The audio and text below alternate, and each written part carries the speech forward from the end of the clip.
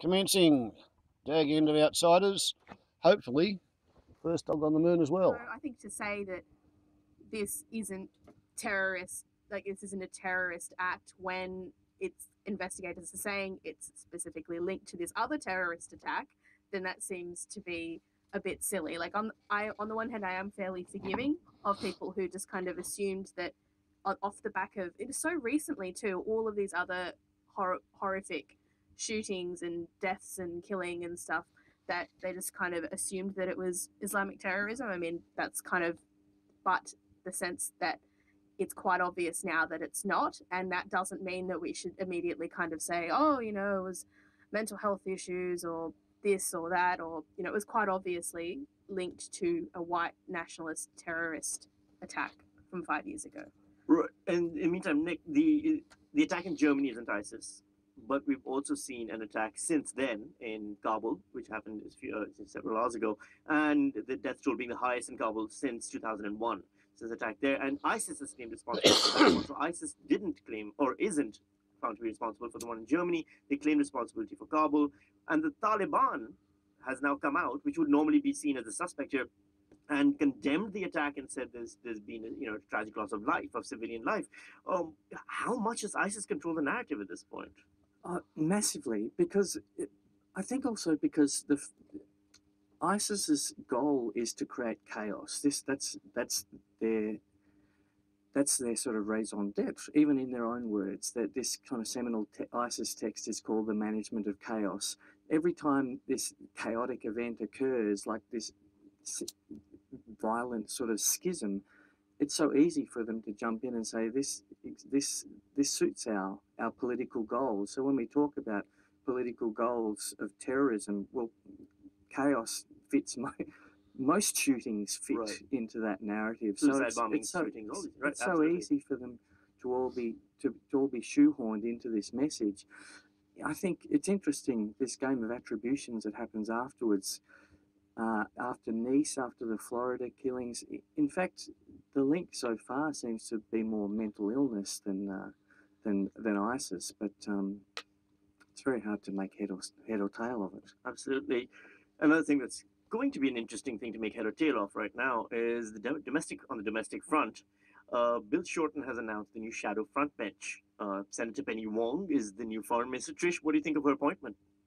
I think it'll be really interesting, an interesting job for her. I think, for example, Tanya Plibersek, in spite of the fact that she was always kind of very, she always found that policy area very appealing. I don't think she was particularly effective as a foreign minister in terms of opposition. Now, my personal view is that there shouldn't be too much of a gap in the government and the opposition when it comes to foreign policy, because I think it's very important, just from a policy perspective, that both sides of government present a relatively bipartisan front. But I think Penny Wong has, got the reputation for being a very sort of effective communicator. She's tough. She's not going to be walked all over, and I think that will be quite an asset to her when it comes to trying to land, hits on Julie Bishop, as well as in the event that, the Liberals lose the next election and Labor's back in power, to effectively manage some of those foreign policy issues, particularly in the Asian region, that Australia is going to have to deal with. Zara, do you agree Julie Bishop has found a formidable opponent in Penny Wong?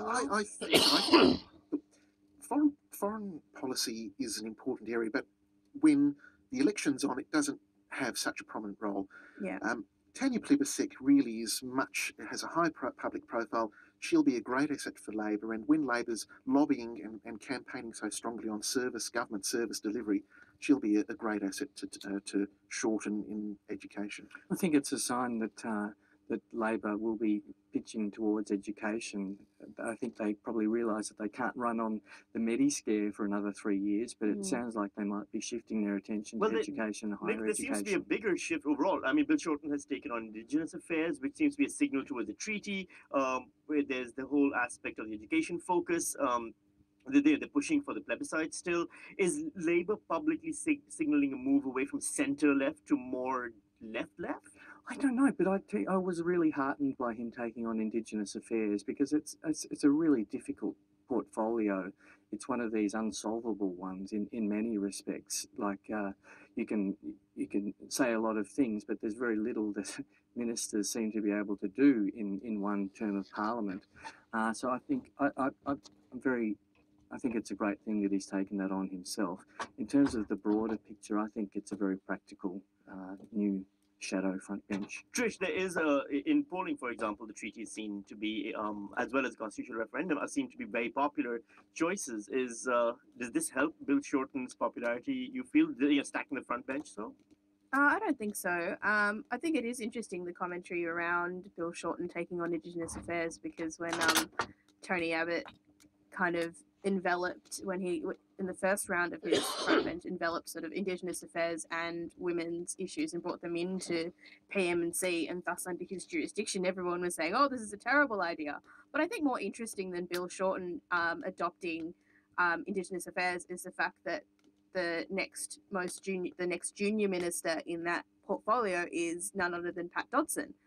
So I think, in the sense that we'll see an approach to Indigenous affairs that is driven more by Indigenous people, it's definitely interesting. In terms of whether or not this resonates and turns into any kind of practical policy in terms of a referendum or constitutional recognition or anything, I think it's a bit early to say.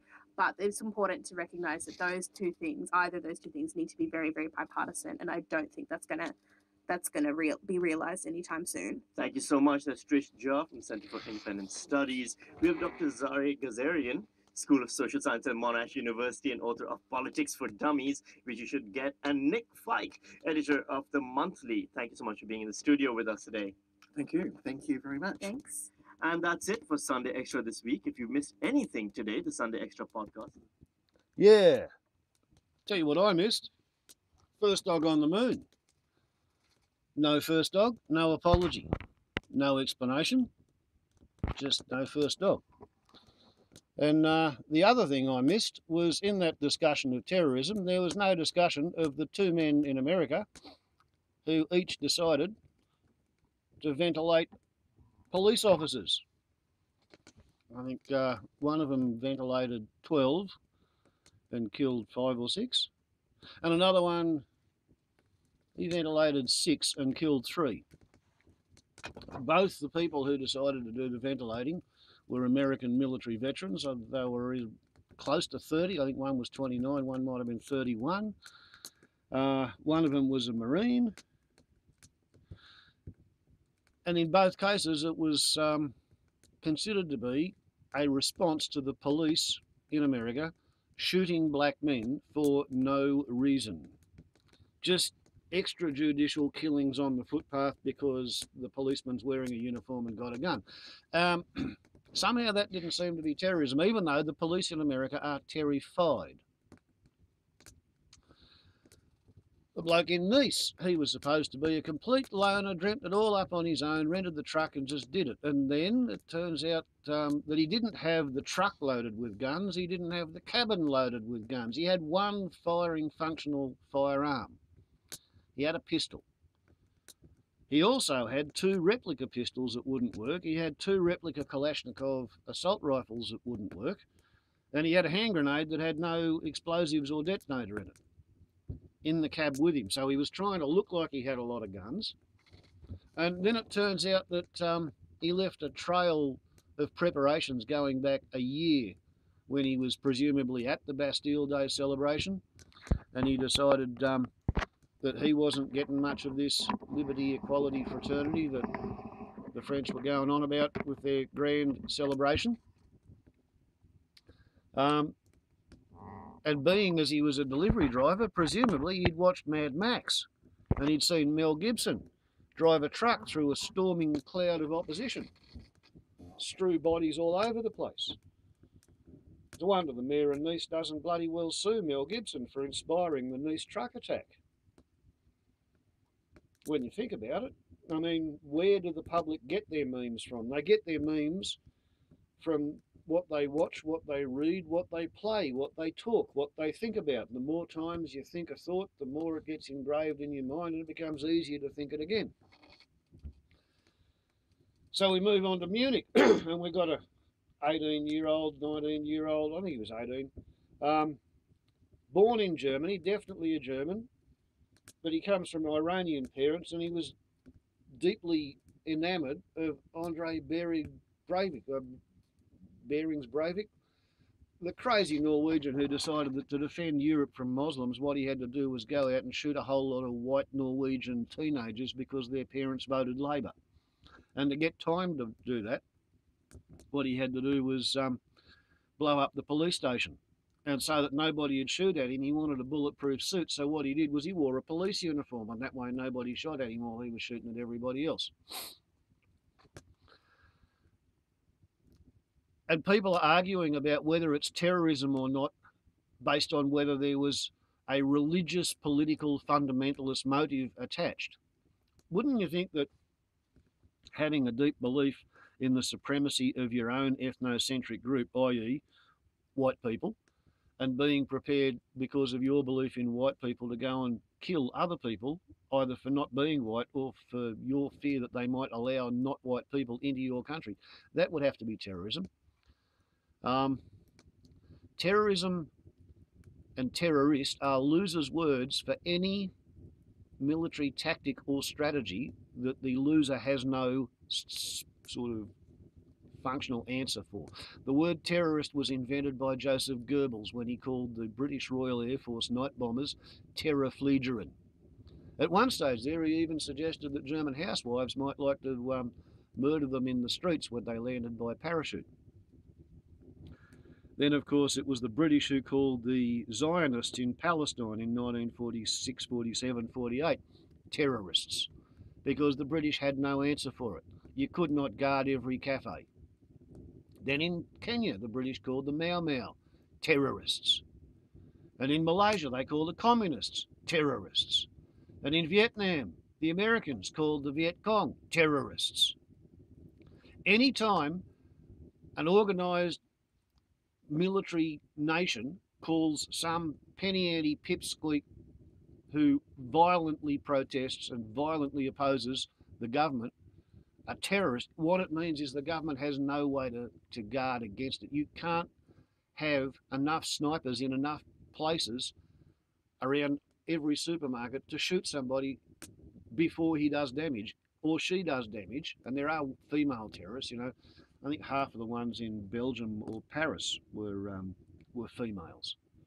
You know, there's lots of Bonnie and Clyde shit goes on. If you call somebody a terrorist because you can't think of how to guard against them, what you're admitting is that they've got you beaten and you really should pull your fucking head in and go to the negotiating table. But there's nothing to negotiate here because people are getting angry with society as a whole.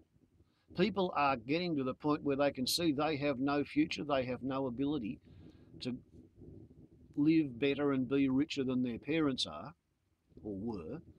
So they're heading off down the crush, kill, destroy, I'll show them, I'll see how big a blaze of glory I can go out in. And the cranky pants temper-tantrumists, because that's the only ideology that links them, they are cranky and they want to throw a temper tantrum.